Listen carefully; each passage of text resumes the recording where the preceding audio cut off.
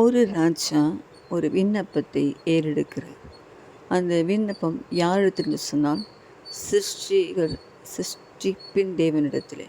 அந்த சிருஷ்டிப்பின் தேவனிடத்தில் அவர் என்ன சொல்கிறான்னு சொன்னால், தேவனே, சுத்த இருதயத்தை என்னில் சிருஷ்டியும், நிலைவரமான ஆவியை எனக்குள் புதுப்பியும்.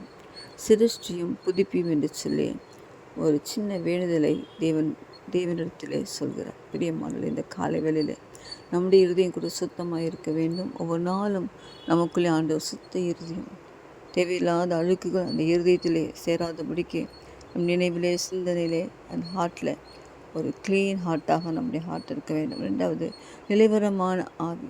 சம்டைம்ஸ் அப்படியே நம்முடைய ஆவி தோய்ந்து போகும், நிலைவரமற்றதாக இருக்கும். ஸோ நிலைவரமான ஆவி இருந்தால் தான் பாவம் செய்ய முடியாது. ஸோ பரிசுத்த ஆவியானவர் நிலைவரமானவர்.